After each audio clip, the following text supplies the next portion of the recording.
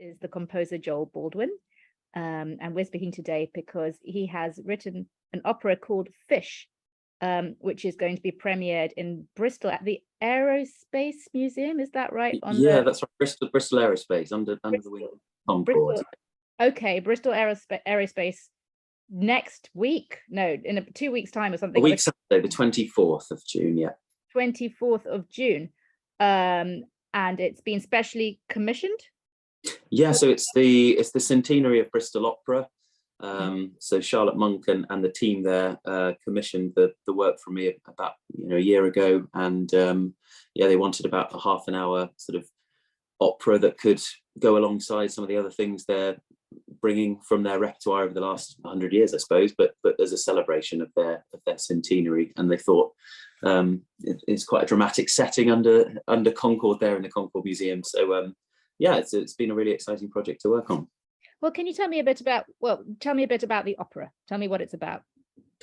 So it's about Harriet Fish, who was an artist born in Horfield, North Bristol, in early 20th century, and she just was a fantastic illustrator. Worked for the Tatler and Vogue and Vanity Fair and lots of publications like that, doing these sort of quite simple but really fluid and beautiful illustrations of sort of the Jazz age, and it's quite satirical drawings. Most famous for her illustrations of Eve, a character who sort of was a high society figure, who had a kind of regular appearance in Tatler, and I thought she was just a really interesting character. Not a lot is known about her life. I was able to get a hold of a few biographies and sort of piece things together. But really, I just focused in on two different sort of imaginary scenes of her life, but based on fact, obviously, and some of the information we have. Essentially, it focuses in on her illustration of the Rubaiyat of Omar Khayyam, the translation that Edward Fitzgerald did, and they are absolutely stunning illustrations. Very different to the sort of things she was doing in the fashion magazines, as it were. And I thought that'd be a really interesting place to start. And so some of that's expressed through the music, that kind of dreamlike Persian landscape, but also kind of ideas of, more local to Bristol, really, and just connecting it back to Bristol as a place and to opera more widely. So it's sort of like a sequence of dreamlike moments in her life, mostly imagined, but bringing in different characters from her work. So Eve makes an appearance. Omar, who sort of takes the form of her husband Walter, who was sort of a linen merchant in Bristol. She designed things for him as well. And so it's really just exploring some of those imagined relationships in her life with her characters, and sort of real characters. Some she didn't meet in real life, but meets through the opera. Some she obviously was very close to, like her husband, and it brings them all together in a kind of sort of tableau or tapestry, and hopefully it's sort of dramatic but dreamy at the same time. Okay, so can I ask how you came across? Well, two-part question. How did you come across her? What made you think that she was a good subject for an opera specifically? Well, I mean, any subject's good for an opera, really. It just depends what you do with it. And I very much have that attitude when I come to sit down and think about topics for an opera. I remember speaking to Louis Andriessen once, and he said, "Oh yeah, you can pick anything. You can pick a guy falling off a bike. That's good enough for an opera." And really, I like that attitude, that you can just do anything. But really, you've got to weave together threads and narratives and ideas that work both musically and dramatically. So Annie was interesting. She went by Annie, but Harriet Fish was a really interesting character because there wasn't that much known about her, and I could explore that and try and piece things together, do a bit of detective work, but also just fill in the gaps through sort of imagined ideas. And then I think also it was the Bristol connection that was really important. I really wanted to find an artist from Bristol.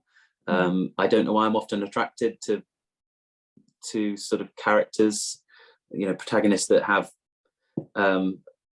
quite unusual creative impulses. I wrote an opera when I was in Oxford, again about a writer who is really struggling to write, and again, sounds like a really sort of simple starting point for an opera, but it's amazing what you can do when you string lots of sort of networks of information into that. So yeah, I think it was a mixture of finding someone from Bristol that connected my interest in writing about creative people and turning that into drama, and then also just this idea of different characters, that the variety of work she did. It's a nice opportunity to sort of expose that through an opera. It's also a useful tool to create different kind of conversations within the musical narrative. And I guess different musical styles to an extent. Exactly, yeah, bringing in some of that sort of jazz influence, definitely. Again, I did that with The Beginning of an Idea, which is an opera based on a short story by John McGahon. But yeah, there's definitely a lot of references to other styles of music, but I think that's I think it's quite subtle in many ways, but you can definitely hear those undertones of 40s jazz in places, and lots of other things as well. Yeah. Okay, I'm really intrigued by this idea that you can make somebody falling off a bike operatic. Yeah, I mean, obviously, yeah. Louis Andriessen often had his tongue between his teeth when he said these things, but you only have to look at his work to know that he had that attitude, with a lot of his creative projects. And I think it's a really nice attitude to have when you go to especially the bigger projects or the staged projects, the sort of interdisciplinary stuff, because you've got to let other people fill in the gaps as well. And if you just tell a story and say, this is the way it should be, please make sure you relay it in this way, it's not as interesting. So I really wanted to have a slightly open work with lots of gaps that could be interpreted how the performers and how I wanted them to stage it how they wanted and perform it how they wanted. And I think when you use lots of other styles and a bit of open narrative, it just creates that dialogue between composer and performers that sometimes isn't always there in opera. Yes, and I guess it leaves space for the emotions as well, because I guess what you don't want is just a biographical entry in a dictionary. Oh, definitely, yeah. Although that could be interesting too. Yeah, but no, it's definitely not that. It's definitely not a kind of flat depiction of a character going through life. It's really taking two tiny moments from her life and sort of extrapolating other information from that.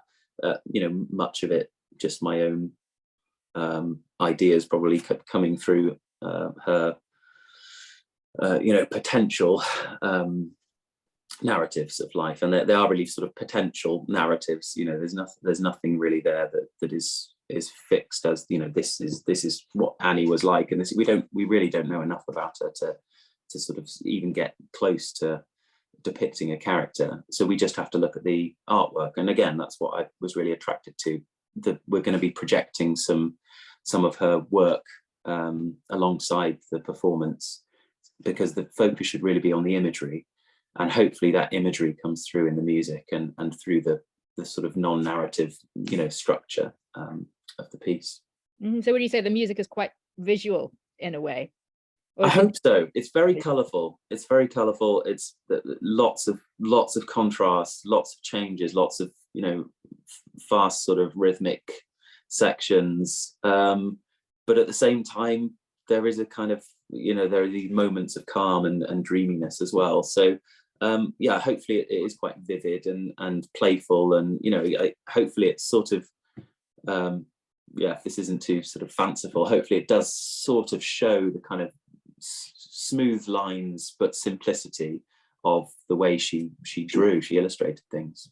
And what is it about Bristol Aerospace that you think lends itself to this work? I mean, is it a deliberate attempt to kind of draw some connection between the space and the content of the opera, or Not really. I mean, the obviously there's a very deliberate thing in picking a Bristol subject for the Bristol Opera, but in terms of Bristol Aerospace, we just thought it was a fabulous venue, and that the venue came first. You know, I think Bristol Opera had to book the venue quite a while ago.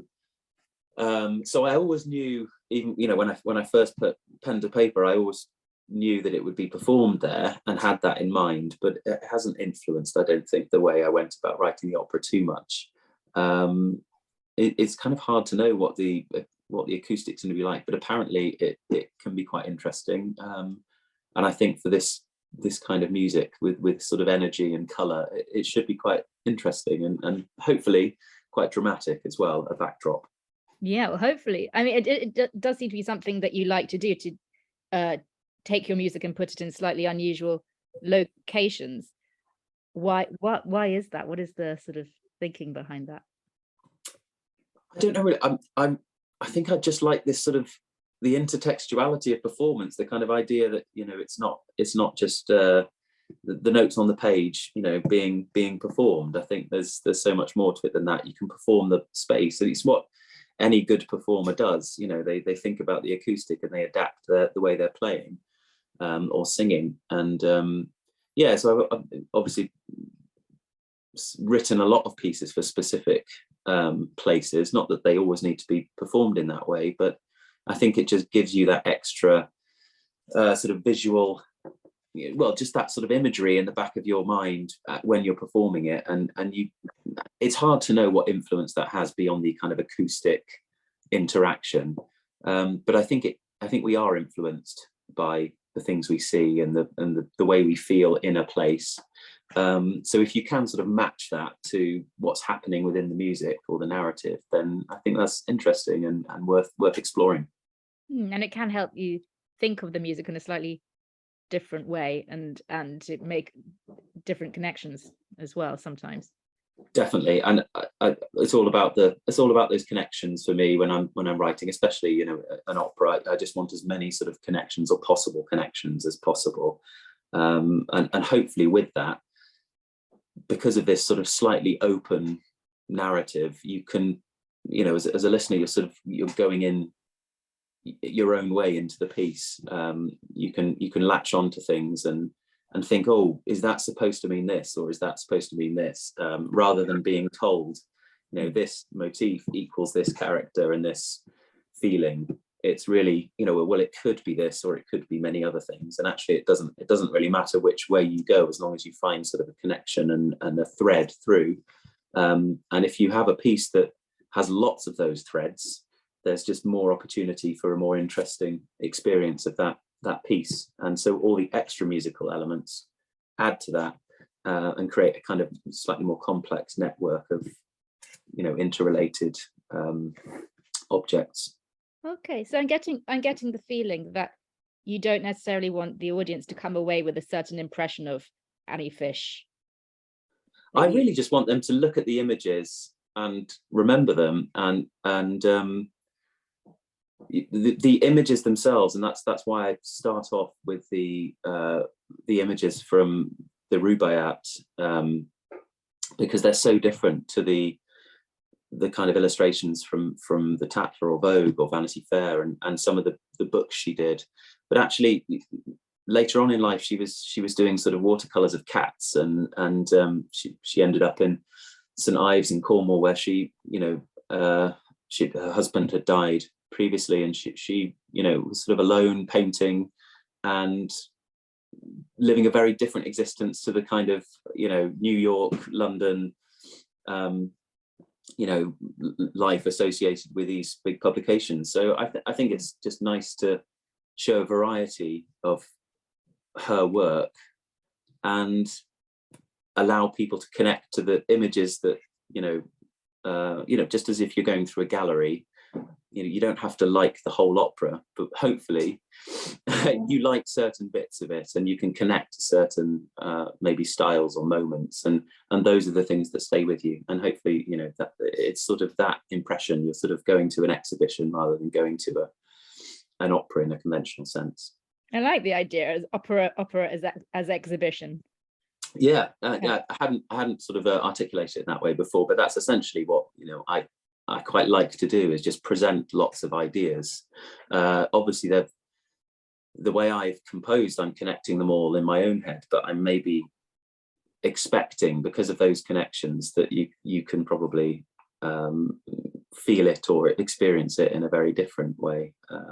Just as anyone would going through an exhibition, the way one person will connect to a painting is very different to the way someone else will connect to a painting. And it's not always, opera's not always offered up in that way. It's often that, well, this is, oh, did you not get that this was the purpose of the opera? This was kind of what you're supposed to feel at this moment. And it's kind of more interesting to allow it to be a little bit more open emotionally or dramatically, and allow people to sort of connect to things going on that maybe someone else might not connect to.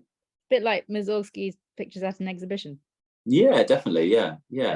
Or anything that's that's busy, really. And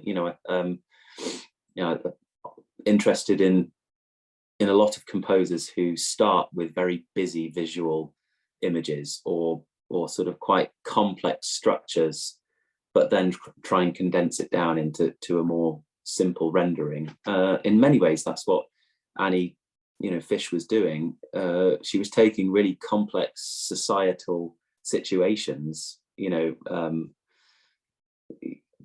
these subtleties of style in a very particular age, and the politics of what was going on in society at the time, and was depicting it as a very simple thing, satirically, and sort of that sort of nod or wink is quite interesting if you can portray that in music. Yeah, that is an interesting challenge for a composer. Definitely. I mean, may not have been successful, obviously. You have to see for yourself, but I wish I could. I mean, it's going to be in Bristol, so is it going to be anywhere else after that? Not yet. I'm sure it'll be revived at some point. I'd love to do it again. It's in many ways it's not a difficult piece to perform, so I'm sure it will have an outing again in the future. I'll let you know if there's another performance lined up, but there's not at the moment. Let me know, and if you come to London as well, then absolutely, yeah, it'd be good to do it there sometime. You let me know. Well, thank you so much, Joel, for talking to me about it. It sounds really intriguing. I hope it goes really well. And it's been really good to meet you and to speak about it. Likewise, thanks very much. Really appreciate it.